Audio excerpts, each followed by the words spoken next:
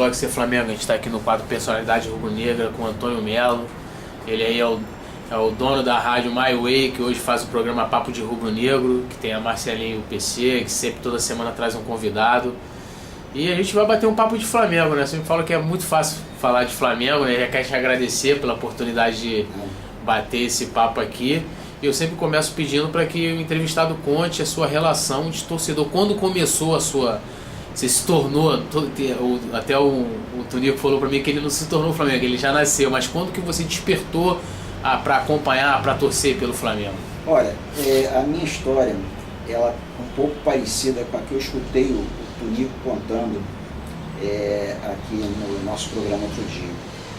Na verdade, o meu pai, ele era vascaíno. Eu também tenho um pai vascaíno. Pois é, eu não sou filho de família rubro-negra. A minha mãe era Atlético Mineira, né? Então ela torcia pelo Galo. E meu pai era vascaíno, mas nunca foi grande torcedor do Vasco, não. Ele torcia normalmente, mas nada assim, tinha cadeira perpétua do Maracanã. E ele, acho que ele nem esperava mais ter um filho homem. Tanto é que quando eu nasci ele já tinha vendido a carteira perpétua dele. Então eu me lembro de um jogo Flamengo e Vasco, em 1968, e que ele me levou para aquelas cadeiras azuis ali embaixo, com o uniforme do Vasco.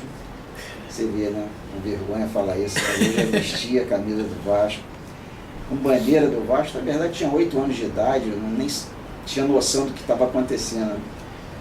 E sempre morei aqui no Maracanã, ao lado do estádio, então era muito prático sair daqui e ver o jogo. Então em 68 ele me levou para ver um Flamengo e Vasco. E nós nos sentamos, eu me lembro de alguns detalhes ainda, exatamente embaixo da torcida do Vasco, de frente para a torcida do Flamengo. Pois é. Eu acho que foi a minha sorte e o azar do meu pai. Porque o que acontece? Eu não via a torcida do Vasco fazendo festa. Eu via a torcida do Flamengo fazendo uma festa enorme. E eu virei para o meu pai e falei para ele durante o jogo, eu queria estar ali, vamos para lá. Aí meu pai todo sem graça, não, mas ali é o Flamengo, aqui que é o Vasco. Não, mas eu quero ficar ali. Eu tinha 8 anos. Meu pai nunca teve assim, muita... E quanto foi esse jogo? Não me recordo, não consigo recordar. Eu me lembro só dessa situação. Mas em função da festa que eu estava vendo ali na frente... Te impressionou mais do que a própria partida? Eu acho que eu nem assisti direito a partida. Eu fiquei olhando a festa da torcida, o tempo todo só assistindo a festa.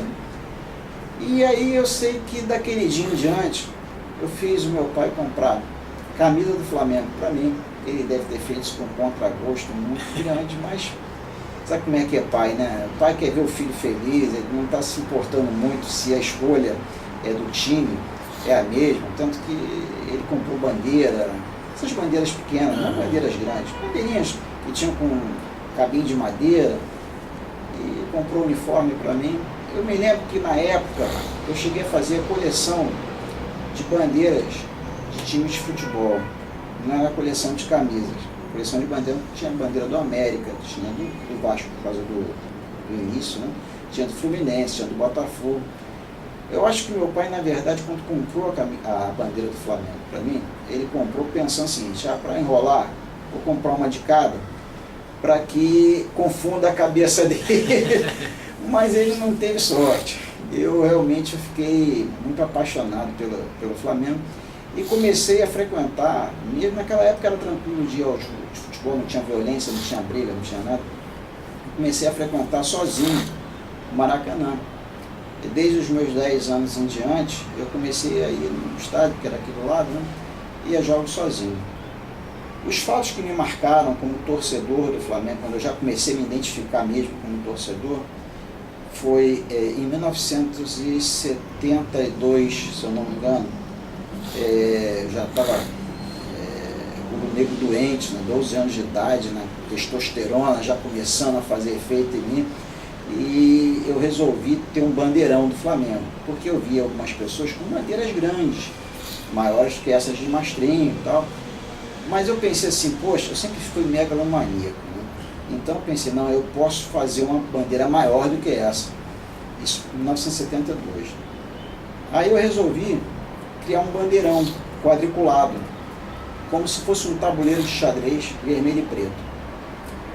Só que minha família não tinha muitas posses, eu não tinha máquina de costura, até para comprar o pano mesmo, demorou bastante, eu tive que juntar dinheiro e tal. E na hora de costurar aquilo, não podia pedir para ninguém, porque ninguém ia querer fazer isso com uma criança, né? Foi aí que eu aprendi a costurar, por causa para fazer a bandeira do Flamengo. Aí eu construí uma bandeira gigante, né?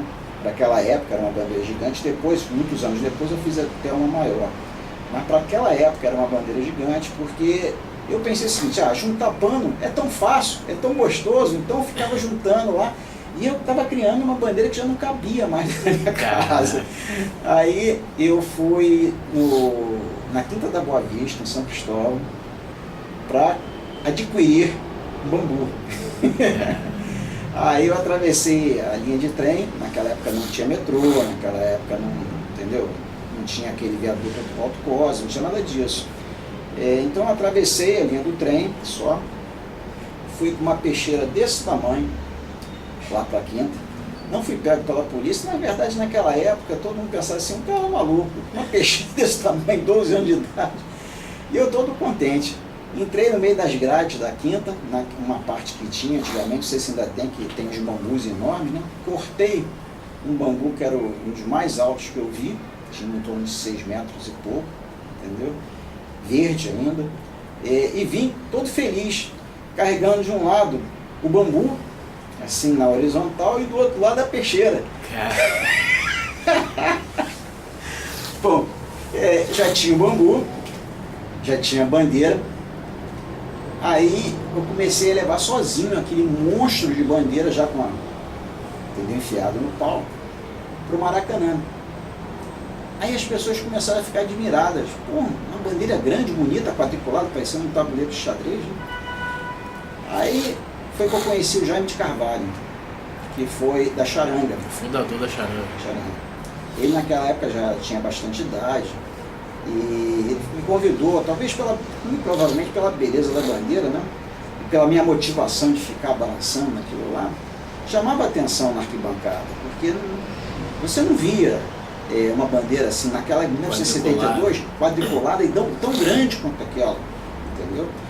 Então, bandeira daquelas tipo camisa, nem pensar, não tinha, entendeu? Aqueles bandeirões de cobrir, não tinha. Aí começaram a fazer, em função da minha bandeira, começaram a fazer bandeiras grandes. Tanto é que se você vê filmes da época, você não vê na década de 60 bandeirões. Você vê bandeiras pequenas com cabos de madeira, entendeu? A minha bandeira, se eu não me engano, deve ter sido a primeira bandeira dessas gigantes de mão, né, da torcida do Flamengo. Isso foi em 1972, quando eu entrei para a Charanga. Depois, o pessoal da torcida jovem, na época, fizeram contato comigo ali, né? Eu tinha mania de chegar ao jogo de futebol 1h da tarde. Eu era o primeiro torcedor a chegar na arquibancada do Maracanã. Não tinha ninguém, nem polícia, nem vendedor, não tinha nada. Eu era um dos primeiros, porque eu gostava de ver a movimentação no estádio, né? Eu ficava torcendo para a torcida do Flamengo tomar aquilo tudo e invadir a torcida do adversário, né? Todo jogo que eu ia, eu torcia por isso. Aí o pessoal da torcida jovem fez contato comigo e eu fui, talvez tenha sido em 74, provavelmente 75, por aí, eu já tinha 14 para 15 anos, eu fui para a torcida jovem. E fiquei lá até final de 76, se eu não me engano, foi quando várias pessoas de várias torcidas começaram a se movimentar para criar uma torcida que fizesse a diferença dentro do gramado, entendeu? Porque não era só gritar gol, não era só enfeitar a arquibancada, tinha que empurrar o time, tinha que torcer em pé. E a gente percebia isso, que quando nós torcíamos em pé e quando nós motivávamos, o time reagia de forma diferente, né? E aí que várias pessoas na época resolveram criar a raça rubro-negra. E nós, no final de 76 e em 77, não me recordo bem a data, nós começamos a a fazer contato com outras pessoas na arquibancada através de prospectos que a gente colocava colado nas paredes durante os jogos, né? Era jogo do Flamengo, então a gente saía colando na parede prospectos, dizendo assim, vai vir aí o maior movimento de torcida do país, né? Aí, se eu não me engano, foi abril ou maio, eu não me recordo a data certa. Aí foi inaugurada a Raça Rubro-Negra. Toda vez que inaugurava uma torcida nova, nós inaugurávamos no gramado, entendeu? Nós entrávamos junto com o time, entendeu? Aí com faixa, aquele negócio, tinha toda uma cerimônia, tinha um padrinho. Eu não me lembro dos detalhes, já tenho, são 77, olha quantos anos tem. Mas foi a minha última torcida organizada que eu participei com a minha bandeira, entendeu? Porque depois, em 1981, eu conheci a minha esposa e ela resolveu me tirar dessa vida mundana.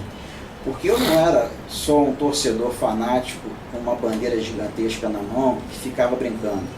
Na verdade, eu me deixei influenciar por toda aquela movimentação, até mesmo de violência, não vou mentir para vocês, que existia e existe até hoje, entendeu? Por exemplo, quantas vezes eu esperei, junto com pessoas de facção, torcida de outros times, até fora do Rio de Janeiro, chegarem ali no Museu do Índio.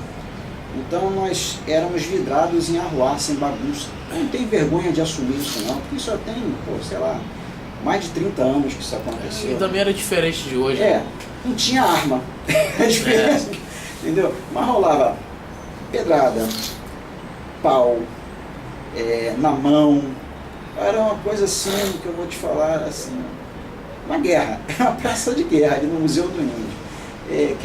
Quem me escutar e for daquela época vai se lembrar que isso acontecia. Então, quando tinha, por exemplo, Flamengo e Atlético Mineiro, eu me recordo bem do Atlético Mineiro, porque era o nosso grande rival da década de 70, né, final de 70, início de 80, foi o nosso grande rival fora do Rio de Janeiro. No Rio de Janeiro sempre foi o Vasco, né?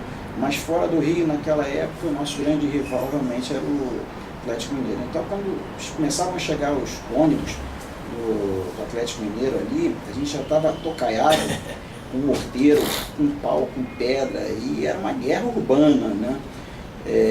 Uma coisa assim, tipo o que a gente viu aí em manifestação, era mais ou menos aquilo. Aí então, quando eu conheci a Marta, ela falou o seguinte, olha, eu não quero você nessa vida não. Porra, ficar brigando e tudo. Até porque teve um jogo que eu fui com ela, a Marta era flamenguista que nem eu, né? Ela começou como sócia do Flamengo em 1972, a carteirinha dela é bem antiga. Então, eu resolvi, no primeiro jogo que eu fui com ela, resolvi sentar no meio da torcida jovem. Não mais na raça, porque senão eles iam perguntar da bandeira, eu não tinha levado bandeira. Aí eu fui para a torcida jovem, que eu já tinha saído há muitos anos, naquela época tinha uns 4 anos que eu tinha saído de lá. Aí o que acontece? Muita gente, existe uma rotatividade muito grande, então muita gente já tinha ido embora, não estava mais ali, pessoas novas tinham entrado. E a Marta, toda arrumadinha, bonitinha, sentou na arquibancada. Vieram uns camaradas lá, começaram a querer encostar o pé nela sentada, né, para mexer com ela. E eu tive que honrar minhas calças e enfrentá-lo, né? Só que eu estava enfrentando a torcida jovem do Flamengo, eu ia ser massacrado, né? Mas a minha sorte é que na época, não sei se foi o Miltinho, não sei quem foi, né, que chegou assim, não, ele é do nosso grupo, não mexe com ele não. Aí o pessoal que ia me linchar, porque eu estava defendendo a honra da minha esposa, aliviou e aí ficou tudo bem. Mas assim, você frequentou muito Maracanã, com torcida e tal, mas qual foi esse momento assim, inesquecível que você lembra? Do Maracanã? Tiveram vários. Mais um que vem logo à sua cabeça. O maior de todos é o gol do Pet, né, que é mais recente. 2000. Mas nós temos o gol do Rondinelli. 78, você estava lá? Estava, que ele fez no escanteio, cobrado pelo Zico, se eu não me engano. Isso mesmo. Aquilo foi fantástico. Foram momentos assim que a gente lembra, porque ninguém esperava mais, entendeu? Tinha que acontecer um milagre, o milagre veio, entendeu? Mas olha, eu vou te falar que a decisão de 83, se eu não me engano, contra o Santos, isso. eu estava com a minha esposa lá, foi um jogo que me marcou muito pela quantidade de torcedores, tinham 163 mil torcedores, entre pagantes e não pagantes, entendeu? E eu nunca assisti a um jogo de futebol tão espremido, e nós esprememos junto com a torcida do Santos contra a grade da tribuna especial. Então nós esprememos eles lá. Então esse jogo foi um jogo que me marcou muito. Alguns jogos contra o Vasco também me marcaram bastante, talvez pela rivalidade, mas na época que jogava o Roberto Dinamite também, então era um grande jogador, o Zico de um lado, o Roberto do outro, realmente era um duelo assim. Então, mas se você for me perguntar um jogo que mais me marcou, da década de 70, eu diria que foi esse gol do Rondinelli, entendeu? Da década de 80, a decisão contra o Santos. Agora, nos anos 2000, 2002, se eu não me engano, foi o gol do Pet de falta. 2001. 2001, né? Então foi o gol do Pet de falta. Década de 90, eu me lembro de coisas que eu não gostaria de lembrar, que foi a torcida caindo, despencando. 92. Da arquibancada, entendeu? Isso foi uma coisa que, sim, bem negativa, mas que eu tenho bem na minha memória. Mas eu tenho bons momentos, eu acho que a maioria dos meus momentos do Maracanã são momentos inesquecíveis, não só do Maracanã, mas todos os lugares que eu fui ver o Flamengo jogar, foram inesquecíveis. E essa mudança que teve, você teve a oportunidade de acompanhar grande tempo o velho Maraca, e agora você foi de novo, já ele reinaugurado para a Copa das Confederações e Copa do Mundo. Tem muita diferença? O que você achou, você como um grande frequentador do Maracanã, desse novo Maracanã? O Maracanã hoje não é mais um estádio de futebol. Eu tenho, acho que, muita certeza disso, em função de ter assistido algumas centenas de jogos. Não foram 2, 3 jogos no Maracanã, eu assisti algumas centenas de jogos.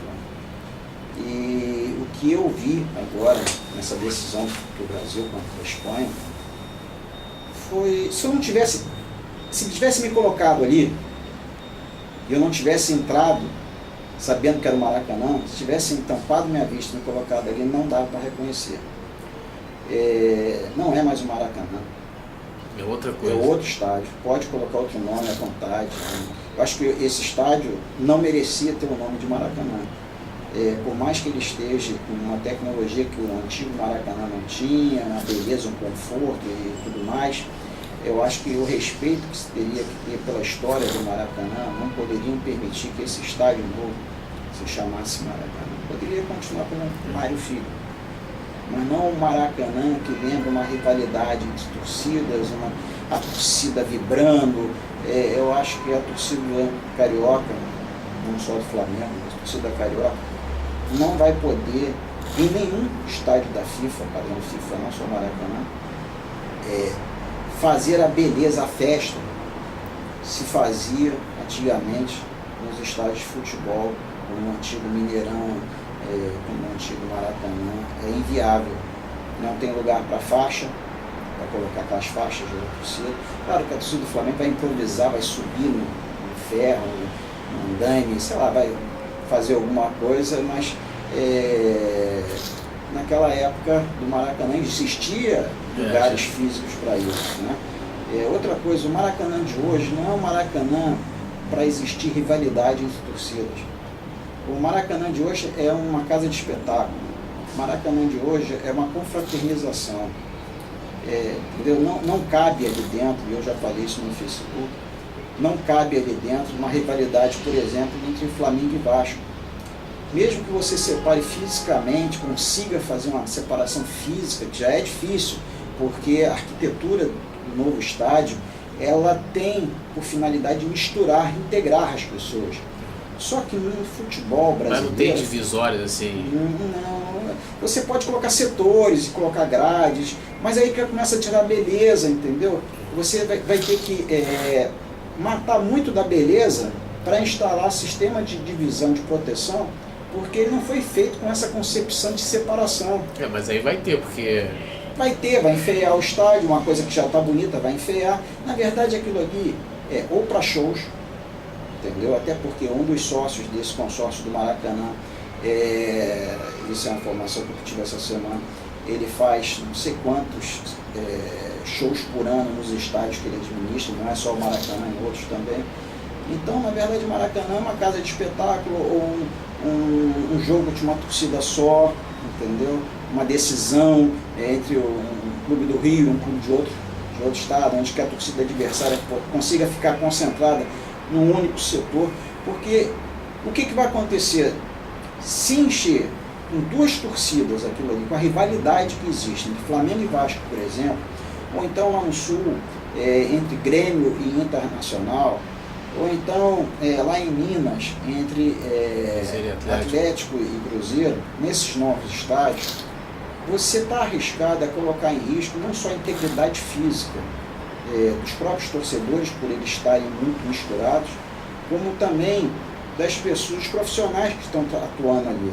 Não só os jogadores no gramado, mas até mesmo a parte de imprensa, porque é tudo misturado, não existe separação. Até mesmo o setor de imprensa e a torcida, a proximidade é muito grande, entendeu? Então, é um lindo estádio para show, é um lindo estádio para uma decisão de uma única torcida, um grande jogo de uma única torcida, mas não é um estádio para o Flamengo continuar fazendo os jogos dele, com o intuito de fazer um bom campeonato, conseguir pontos, entendeu?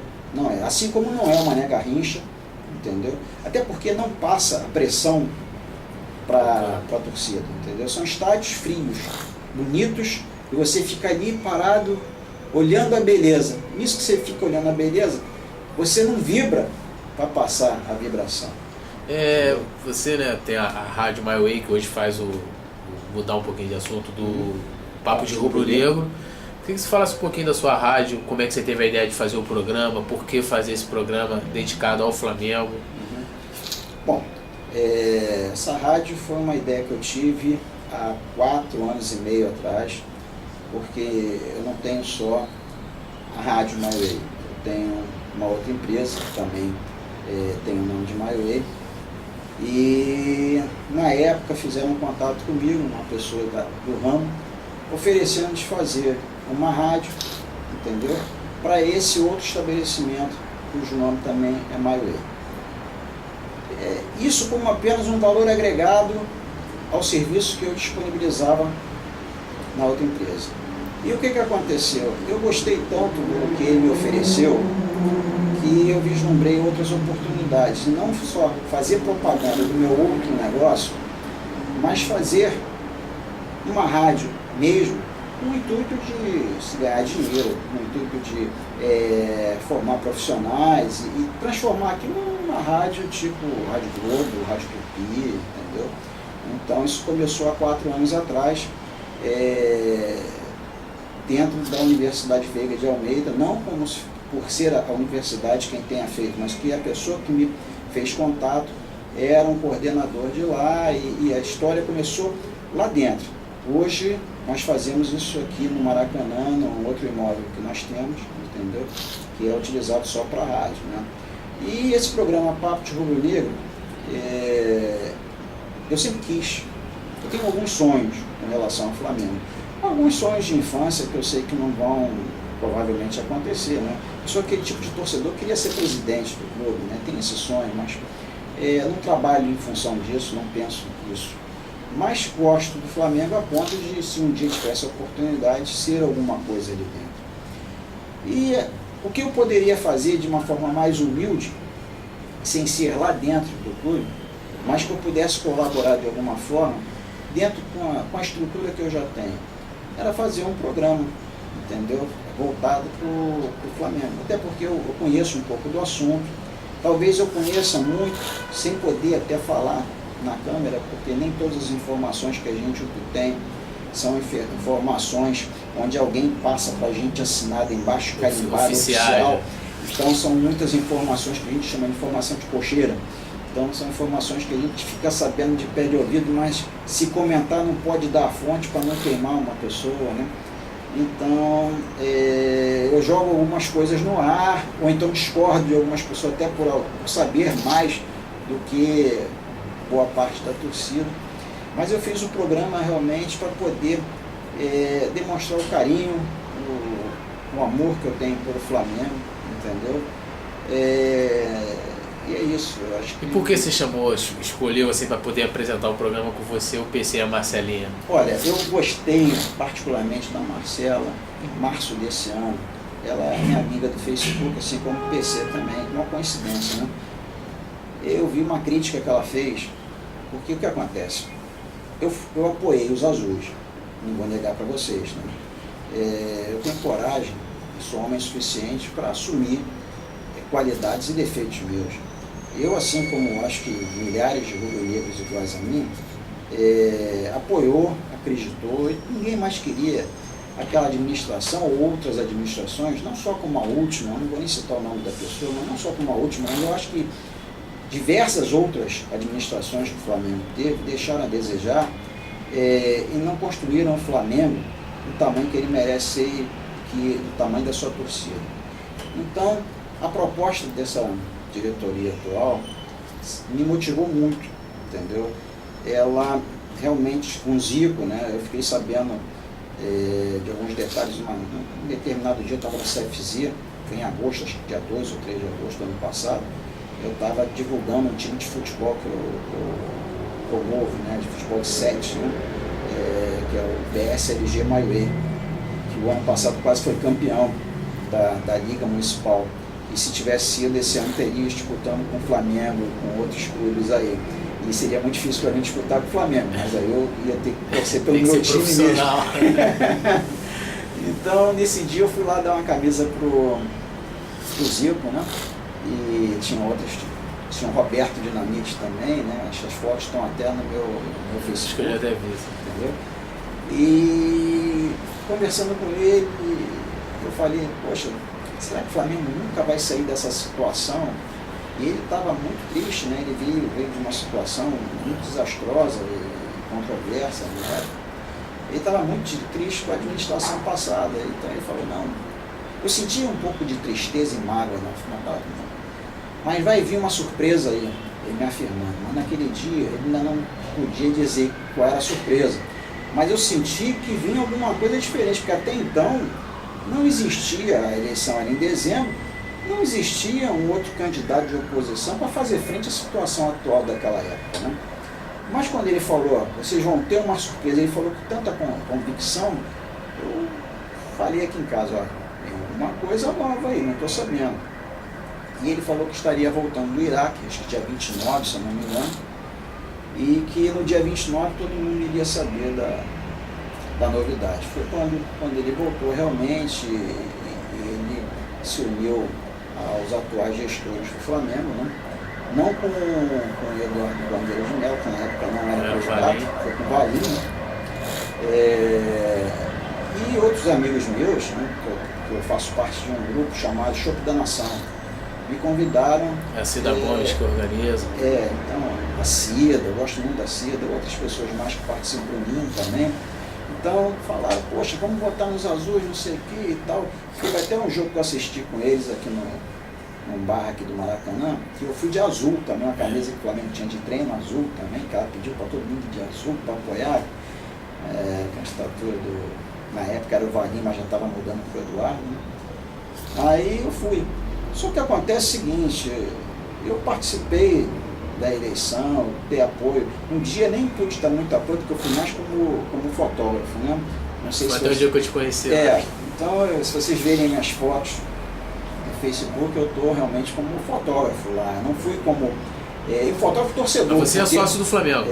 Aí eu fui com a camisa do Flamengo por baixo. Eu coloquei aquela roupa de fotografia, colete, mas por baixo eu estava com a camisa do Flamengo. Que para mim não tem essa de cor de chapa. Para mim é vermelho e preto. Entendeu? A minha opção é com vermelho e preto, é Flamengo. E o que acontece? Quando chegou eles ganharam, né? Filmei aquela festa toda. Quando chegou em fevereiro, aconteceu o primeiro deslize perceptível para mim, porque até então esse negócio de apoio incondicional não existe. Para mim não existe esse negócio. Você dá cheque em branco para alguém, faz o que você quiser, não existe. Então eu acho que é muito errado dos outros colegas que eu tenho, de apoiar incondicionalmente a nova diretoria ou apoiar qualquer pessoa incondicionalmente. Entendeu? Eu acho que você deve apoiar sim, mas deve apoiar acompanhando, tendo direito à crítica. E quando, em fevereiro, eu escutei que só valia a pena uma determinada faixa da torcida do Flamengo, que era a faixa que podia pagar mais, em função dos preços do ingresso. Não sei se vocês lembram disso, que teve um jogo, acho que não sei se foi em Bangu ou foi em Volta Redonda, pelo campeonato estadual, que acho que o ingresso custava quase R$200, cento e tantos reais. Eu não lembro, eu lembro do jogo da semifinal contra o Botafogo, que foi no dia do aniversário do Zico, que eles botaram o ingresso a 80. Não, isso meia, né? Não, 80 inteira. Não, teve um jogo que o ingresso inteira, né? É porque a maioria das pessoas paga meia. Era cento e tantos reais. E uma frase que foi dita é o seguinte, nós temos que fazer isso e a parte da torcida que pode ajudar é essa que nos interessa. Eu não me lembro exatamente as palavras, mas era esse o intuito, de dizer, aquela parte que pode contribuir é que eles estavam interessados em trabalhar. Cara, eu vou te falar uma coisa, eu fui criado no meio do povo, no meio das comunidades, entendeu? Eu jogava bola com o pessoal aqui da Mangueira, tinha amigos no Salgueiro. E o futebol, a essência do futebol é o povo, né? O cara então, que vai todo jogo, que acompanha assiduamente, geralmente é o povo, né? É povo. Por quantas vezes, cara, determinados termos eu não posso falar hoje em dia, porque são termos que são ditos como preconceituosos, na verdade não tem esse objetivo, mas quantas vezes, no meio da torcida do Flamengo, tinham pessoas que me levantavam na hora do gol, que me beijavam, e que era uma situação inusitada. Certamente, se não fosse jogo de futebol... Você não estaria junto com a pessoa. Não estaria sendo levantado. Eu falo que a torcida do Flamengo é feita pelo desdentado, pelo com dente, descamisado. Não tem, porque ali na arquibancada do velho Maracanã não tinha diferença de religião, de sexo, de idade, de raça, de nada. Era uma coisa só. Mas pra gente não se perder, a gente vai estar nessa parte da elitização. Aí, por que a Marcelinha e o PC estavam... Porque ela fez um texto criticando o sócio torcedor, se eu não me engano, em março, quando eu já estava chateado com a atual diretoria.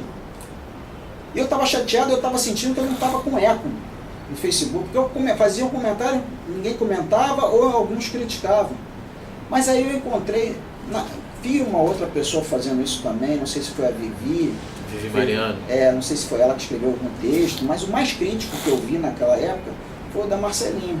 Foi aquele, pode falar? Pode. O pau no cu dos prejudicados. Isso, exatamente. Então quando eu vi aquilo, eu me senti representado. Eu falei, pô, essa menina aí, ela tá falando o que eu penso. Entendeu?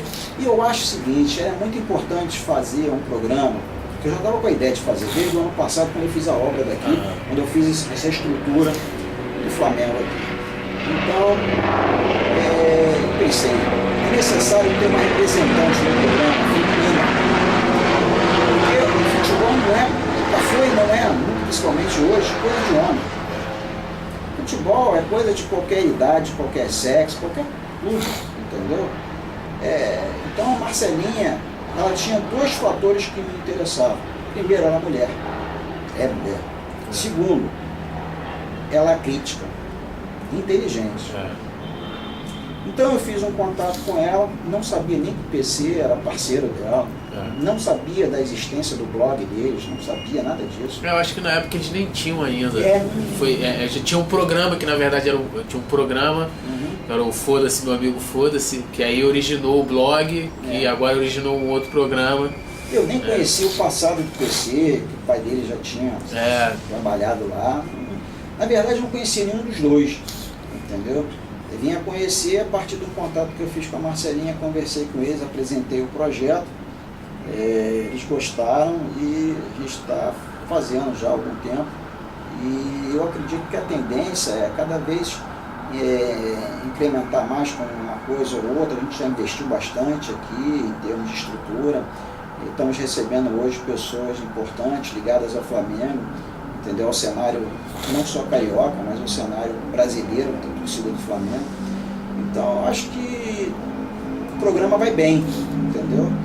O local é bem apropriado para fazer esse trabalho e eu estou satisfeito com os dois. Eu acho que eles têm uma linha de pensamento muito parecida com a minha. Eu sou mais crítico, eu sou bem mais crítico. Eu só não sou mais crítico, Túlio, porque o que acontece? Hoje, a partir do momento que eu falo diante de uma câmera, diante do microfone, eu não represento só a minha opinião, eu represento a opinião da minha rádio. E é a primeira vez nesses 4 anos e meio que eu fiz um programa dentro da rádio.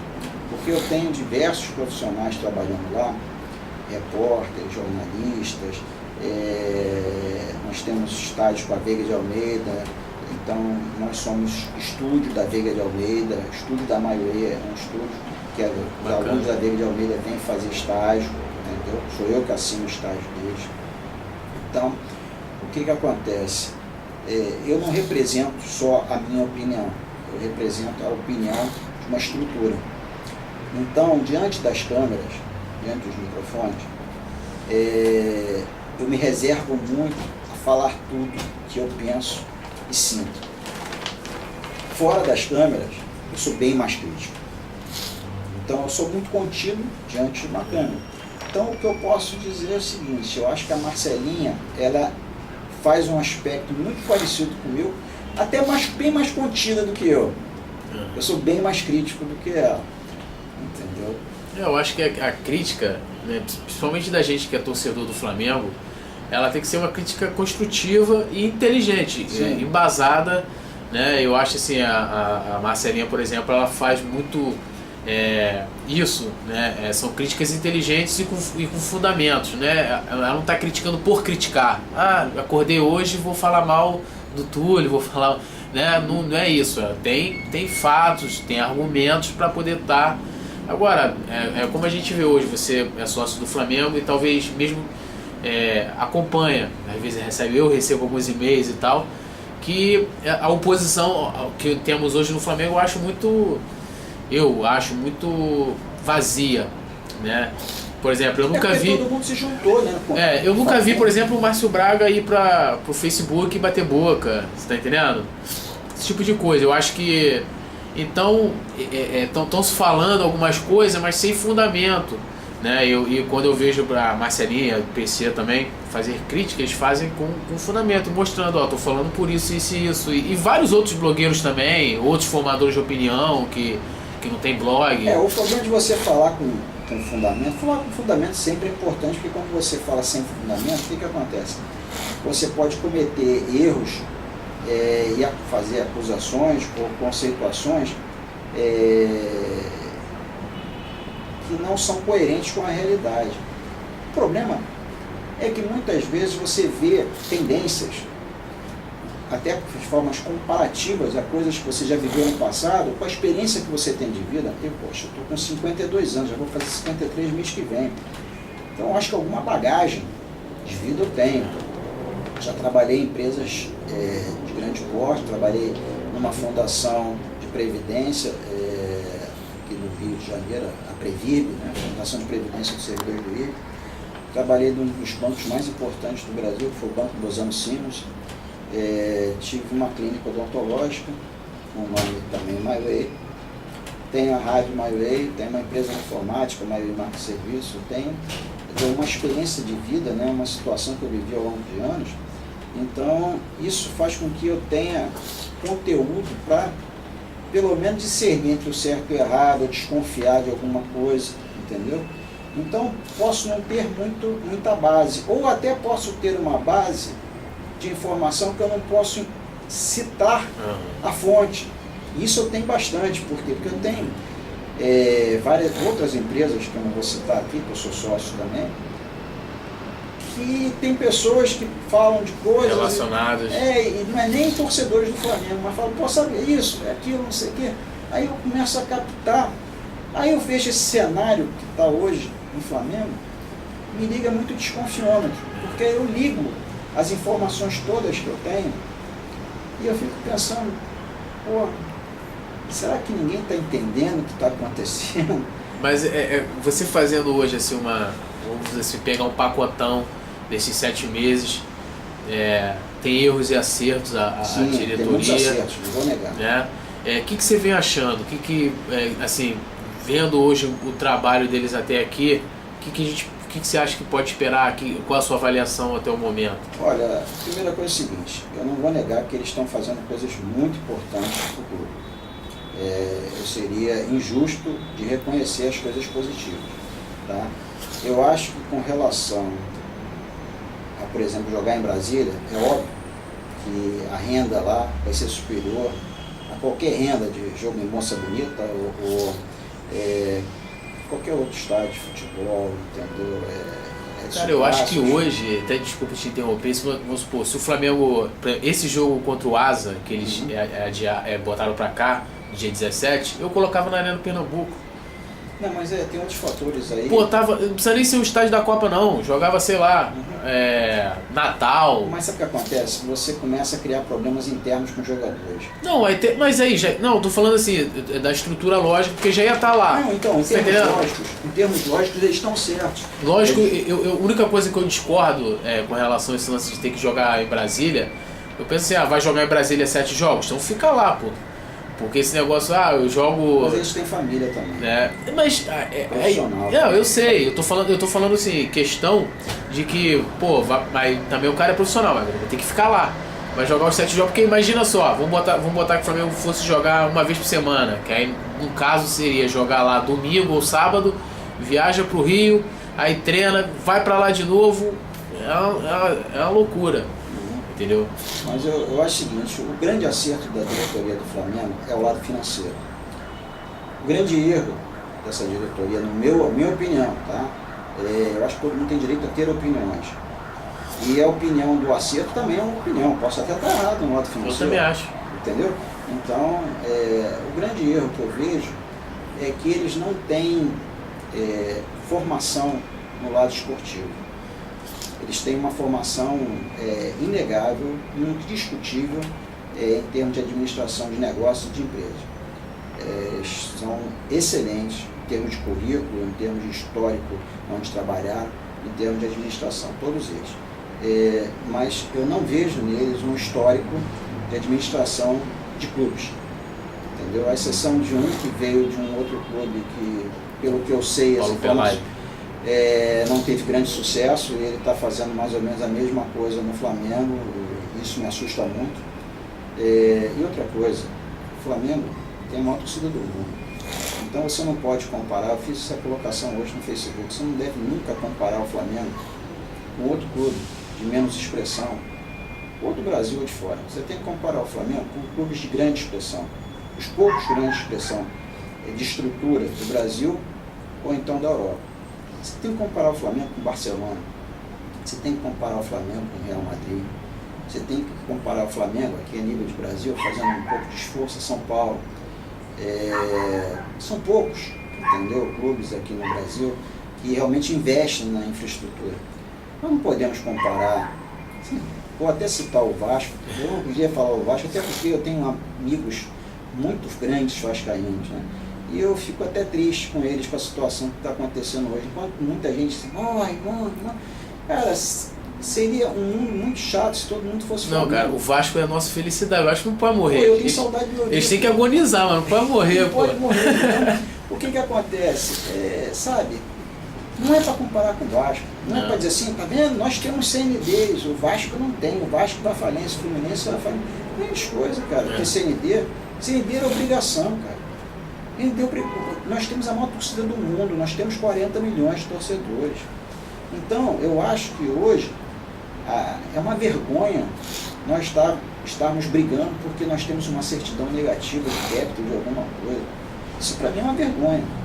Então, o que eu acho que deveria acontecer, na minha concepção?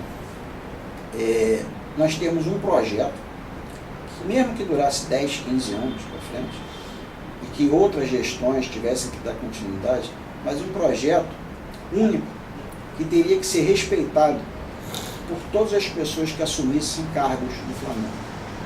Vou dar um exemplo para você. quantos anos vocês acham que levou para construir uma pirâmide no Egito? Não foi feito por um rei só, entendeu? Não foi feito naquela época, uma pessoa vivia 40, 50 anos. Com 50 anos a pessoa estava morrendo, já tão velho. Poxa, imagina, aquelas pirâmides levaram 200, 300 anos para serem erguidas. Então, por que você acha que elas conseguiram ser erguidas? Porque as gerações foram dando continuidade. O que falta no Brasil, não só com o Flamengo, mas em qualquer obra pública, por exemplo, é um projeto realmente visando o povo ou visando a instituição. As pessoas querem fazer projetos de curto prazo para elas poderem começar e terminar. Não querem saber se vão começar, mas elas querem inaugurar. Mas, por exemplo, no Flamengo, o pessoal que está lá hoje, eles pretendem estarem lá durante 30 anos. Esse é o pensamento deles. Assim como o PT. Só vai haver troca de cadeira. Assim como o PT. Ele veio para ficar uns 30 anos. Não sei se vão conseguir, mas eles pretendem. Já tem 10. É a ideia. Mas eu vou te falar uma coisa, não importa quantos anos você for ficar, mesmo que uma oposição entre, ela deve sempre continuar por um projeto. E não sucatear aquilo e criar um outro só para poder discordar e criar um outro. Esse é o política, né? Esse problema que estraga o Brasil e estraga o Flamengo. Entendeu? Nós não temos um estádio de futebol, é uma vergonha. Eu acho que a gente tinha que ter vergonha na cara e não criticar o Vasco, não criticar outros clubes que hoje passam por dificuldade. Eles se orgulham de ter estádio de futebol, eu acho que eles têm direito de se orgulhar sim. O estádio deles é muito bonito, entendeu? Foi um estádio que foi utilizado para campeonatos importantes, até mesmo campeonatos que a nossa geração viu, né, do Campeonato Brasileiro, tem uma capacidade enorme, entendeu? Eu respeito muito a história do Vasco, entendeu? Eu acho que o Flamengo deveria escrever uma história bonita também, não se preocupar em criticar a história dos outros. Essa história da gente ficar só criticando, o Vasco isso, o Fluminense aquilo, o Fluminense Série C, Série B, o Vasco não tem água. Esse é folclore da... Esse folclore, sabe o que é? Ele encobre a nossa deficiência, a nossa incompetência. Eu acho que a gente tem que parar de criticar os outros, é a minha opinião, e construir a nossa história. Eu acho que nós temos que construir a dinastia rubro-negra, que seria uma história para ter continuidade de gerações para gerações. Quando eu digo gerações de diretoria, entendeu? Sai uma diretoria, entra a nova, mas ela tem por obrigação a seguir aquele projeto. Eu tenho certeza, entendeu, que se fizesse isso, em 20 anos nós seríamos um dos clubes mais poderosos do mundo. Não estou dizendo só de futebol, não, porque eu acho que nós não podemos ter uma instituição chamada Flamengo apenas por uma bandeira tão bonita quanto essa, entendeu? Só por causa de futebol. Eu sou um torcedor fanático do basquete também, entendeu?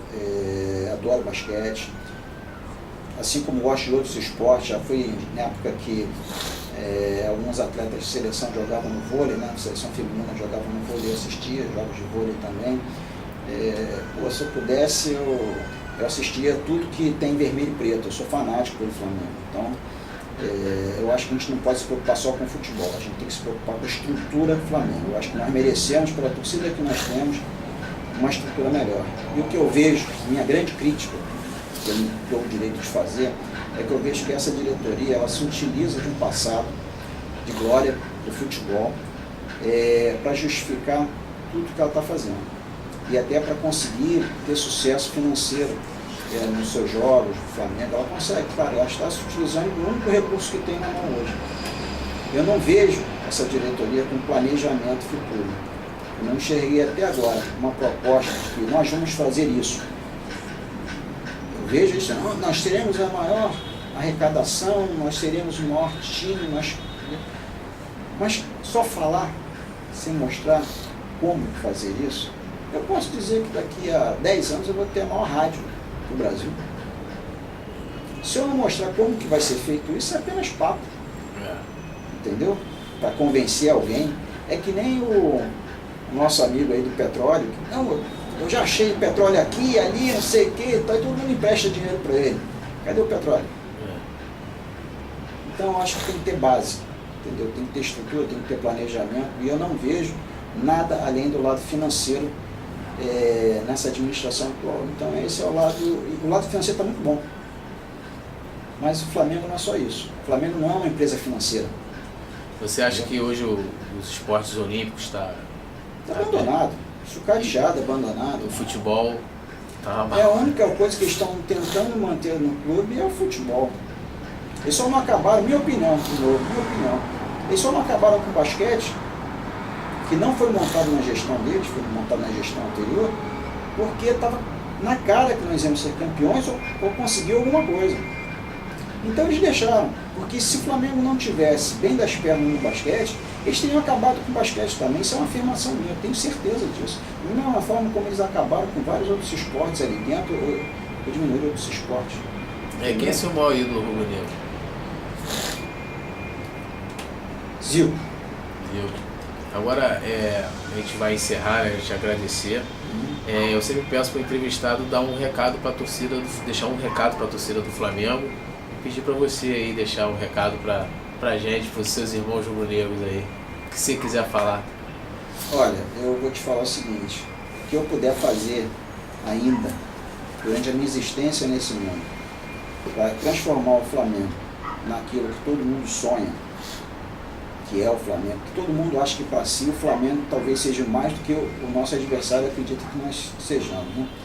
Mas se eu puder, durante a minha vida, utilizar todos os recursos que eu tenho hoje, como eu estou utilizando a rádio, como outros que eu venho a utilizar, eu quero transformar o Flamengo naquilo que todo torcedor do Flamengo gostaria que o Flamengo fosse, no maior clube do mundo. Se eu puder, claro que para isso eu tenho que ter outras pessoas ao meu lado.